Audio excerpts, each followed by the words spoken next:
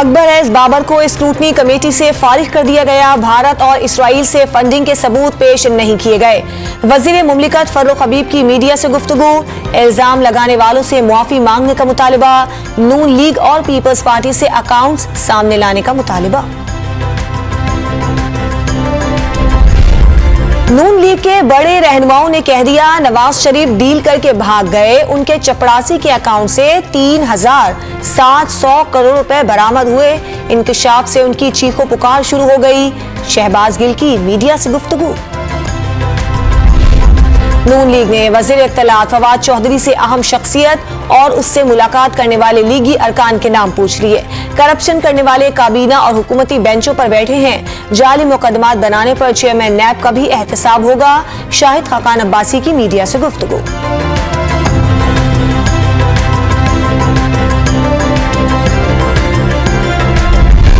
वजीर आजम की जेर सदारत विफाकी काबीना का इजलास जारी। सियासी, मुआशी और कोरोना की सूरत हाल पर गौर। पाकिस्तान में गैर कानूनी मुकीम गैर मुल्कियों को एमनेस्टी स्कीम देने का फैसला एजेंडे में शामिल।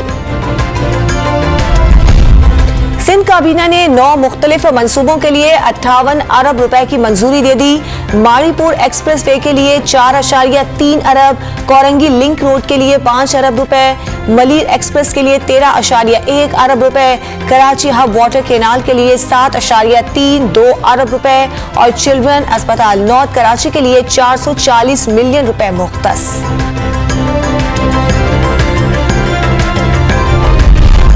कराची में घर घर कोरोना फैलने लगा। मुस्बत केसेस की शरह 38% से ज्यादा रिकॉर्ड। 24 घंटों में 2,754 अफराद में वायरस की तस्दीक। हैदराबाद में शरह 14, लाहौर में 12.8 और गुजरांवाला में 15% रिकॉर्ड।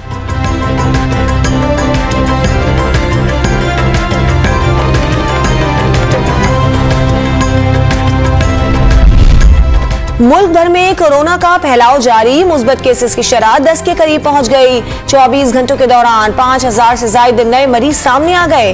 खैबर पख्तूनख्वा में 33 ओमिक्रॉन के नए केसेस रिपोर्ट।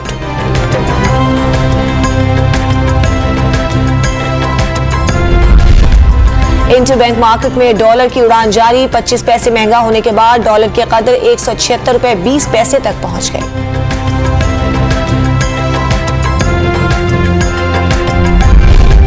और सऊदी इत्तेहाद के यमन में हौसियों के ठिकानों पर फजाई हमले। सना में इमारत तबाह।